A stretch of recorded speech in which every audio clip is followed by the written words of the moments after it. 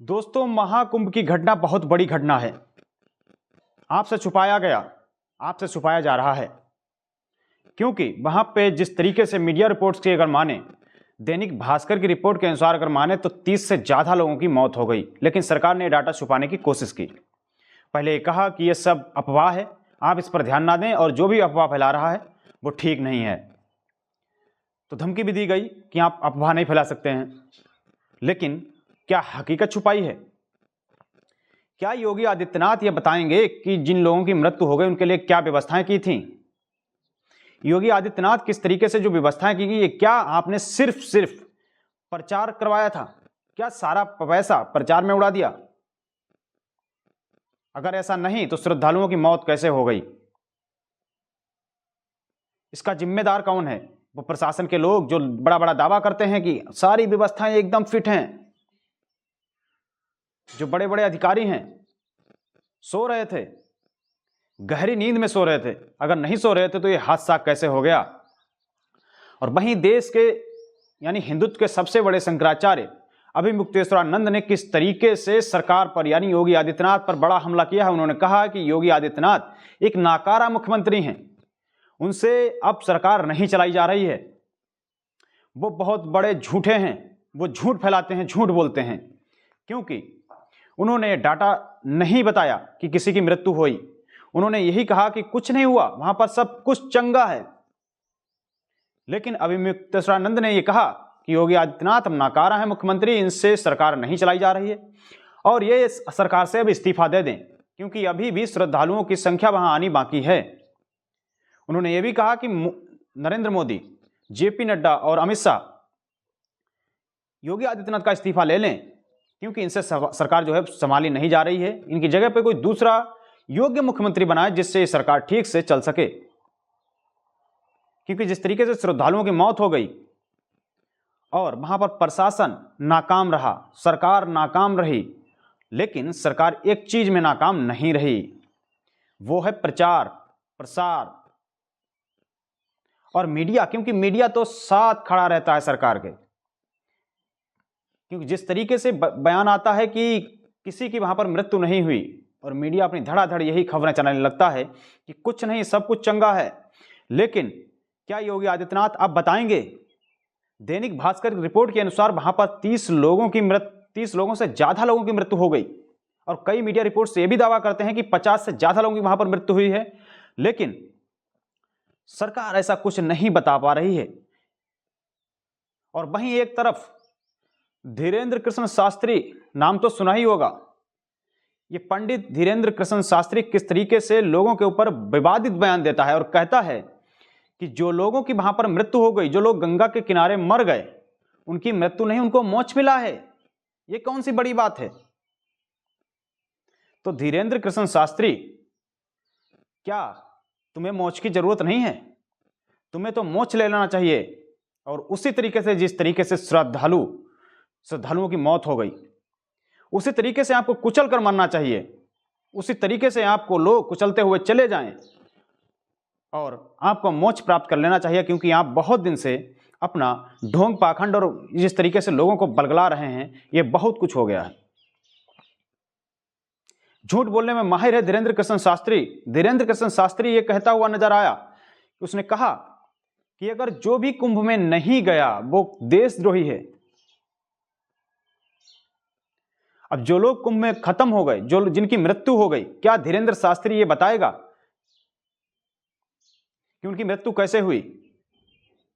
अपने आप को लोगों की पर्ची निकालता है ना, तो इसको तो पता होगा पहले ही कि ये समस्या वहां पर आने वाली है, या फिर इसने जानबूझ के लोगों को बुलवाया? ये सिर्फ प्रचार करने में लगा था। इसको ये नहीं पता कि लोग वहां पर इतनी संख्या में लोग पहुंचेंगे तो क्या हादसा हो सकता है। बड़े बड़े दावा करता है, बड़ी बड़ी पर्चियां निकालता है, क्या ये नहीं पता था? और उनके मर जाने के बाद ये कहता है कि वो लोग, उनको मोक्ष मिल गया। जिनके बेटों से उनकी माएं छीन ली गई, जिनकी मायों का साया चला गया, जिनके पिता का साया चला गया, किसी की बेटी चली गई, किसी के बच्चे चले गए। धीरेंद्र कृष्ण शास्त्री को ये बिल्कुल शर्म नहीं आई। लुच्चों और लफंगों वाली बातें करते हुए धीरेंद्र शास्त्री किस तरीके से विवादित बयान देता है। धीरेंद्र शास्त्री को कहीं ना कहीं मोक्ष की जरूरत है और वो मोक्ष प्राप्त कर ले उसी तरीके से। क्यों चलता है सिक्योरिटी की गाड़ी में, क्यों अपने आगे पीछे गाड़ियां लेके चलता है, क्यों सिक्योरिटी में रहता है? तुझे तो मोक्ष की जरूरत है, तुझे मोक्ष अच्छा लगता है तो मोक्ष क्यों नहीं प्राप्त कर लेता? सबसे बड़ा सवाल योगी आदित्यनाथ पर है। योगी आदित्यनाथ जिस तरीके से हिंदुत्व का ठेका लिए हिंदुत्व और हिंदू मुस्लिम की राजनीति करते हैं, विवादित बयान देते हैं, क्या आपको अपने हिंदुओं की रक्षा करना अब मुश्किल पड़ रहा है? आप प्रचार प्रसार तो बहुत लंबा करते हैं, लेकिन क्या उसमें सफल हैं? क्या आप सुरक्षा देने में सफल हैं? इसीलिए आपसे लोग लगातार इस्तीफे की मांग कर रहे हैं। तमाम नेता भी इस्तीफे की मांग कर चुके हैं। वहीं जिन हिंदुत्व की बात योगी आदित्यनाथ करते हैं, उसी हिंदुत्व के सबसे बड़े शंकराचार्य अभिमुक्तेश्वरानंद ने भी यही कहा कि योगी आदित्यनाथ अब सरकार चलाने में नाकाम हैं, फेल हैं, इनसे सरकार नहीं चलाई जा रही है और ये बिल्कुल झूठ बोलने में एकदम माहिर हैं, झूठ बोलते हैं। हमसे सब कुछ छुपाया गया, संतों से सब कुछ छुपाया गया। किस तरीके से इन्होंने डाटा छुपाया, उसके बाद तमाम सोशल मीडिया पर लोग जो है अपनी अपनी प्रतिक्रियाएं भी दे रहे हैं। जो लोग मेले में वहां पर फंस गए हैं, जिनके सर से बाप का साया छीन लिया गया है, जिन बच्चों की माँ छीन लेंगे, जिनकी माँ छीन ली गई, लोग ये कहते हुए नजर आ रहे हैं कि हमने अस्पताल में भी ढूंढा, रेलवे स्टेशन पर ढूंढा, खोया पाया केंद्र, डिजिटल केंद्र पर ढूंढा, लेकिन कहीं भी कोई मिला नहीं। कहा जा रहा है कि 1500 लोग अभी भी लापता हैं। तो आखिर वो लोग कहां गए? क्या उनको भी छुपाने की कोशिश की जा रही है कि अफवाह ना पड़े, ये ना फैले कि वहां पर इतने लोगों की मृत्यु हो गई, ये ना फैले कि हमारी सरकार नाकाम है? योगी आदित्यनाथ किस तरीके से फेल होते हुए सरकार चलाने में नजर आ रहे हैं, क्योंकि उनसे कुछ भी संभाला नहीं जा रहा है ठीक से। अगर संभाला जा रहा होता तो श्रद्धालुओं की इस तरीके से मौत नहीं हो जाती, क्योंकि योगी आदित्यनाथ लंबे लंबे दावे करते हैं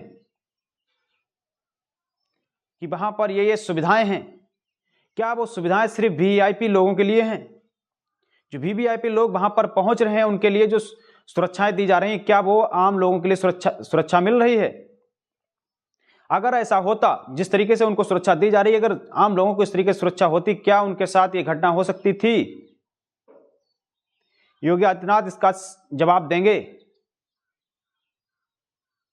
जिस तरीके से आम लोगों के साथ घटना की जा रही है, उनके नजर में तो आम लोग जो हैं वो कीड़े मकोड़े की तरह हैं क्या? और बाकी जो वीवीआईपी लोग आते हैं, उनका किस तरीके से मीडिया महिमा मंडन करता है, उनकी तमाम फोटोज और तमाम किस तरीके से उनकी खबरें चलाई जाती हैं कि वो आए थे, वो आए थे, और आम जनता जिस तरीके से मारी जा रही है, मर रही है, उसका कोई भी फोटो मीडिया नहीं दिखाने को तैयार है। ये नहीं बताने को तैयार है कि कितने लोग वहां पर हकीकत में मर चुके हैं। लोग ये डाटा आ रहा है, इसको मानने को तैयार नहीं है, क्योंकि किस तरीके से उनके साथ फ्रॉड किया गया, उनके जो छुपाया गया, उसके बाद अब भरोसा है ही नहीं लोगों को कि कितने लोगों की संख्या वहां पर मृत्यु हो गई, कितने लोग भगदड़ में उनकी मौत हो गई। और भगदड़ आखिर क्यों मची? कि ऐसा ही तो नहीं किस तरीके से उनको उकसा दिया गया हो। और जो बड़े बड़े कमिश्नर हैं जो दावा करते हैं कि मैंने अच्छी अच्छी व्यवस्थाएं कर दी महाकुंभ में, क्या वो सो रहे थे? क्या योगी आदित्यनाथ जी को बहुत गहरी नींद आ गई थी? जो अपने हिंदुत्व की बात करते हैं योगी आदित्यनाथ, क्या हिंदुत्व को भी किस तरीके से बचा पाए हैं? अब लोग सवाल पूछ रहे हैं, ये मैं नहीं कह रहा हूं, लोग तमाम लोगों की एक सवाल है, क्या आपने व्यवस्था उनको दे पाए या नाकाम रहे? और धीरेंद्र शास्त्री जो कि मोक्ष की बात करता है, इसको कहीं ना कहीं मोक्ष की जरूरत है। आप लोग कमेंट बॉक्स में जरूर बताएं। द न्यूज़ आर्टिकल को आपने सब्सक्राइब नहीं किया है तो इसको सब्सक्राइब जरूर कर लें, बेल आइकन भी दबाएं, वीडियो को ज़्यादा शेयर करें ताकि लोगों की पोल खुल सके। नमस्कार।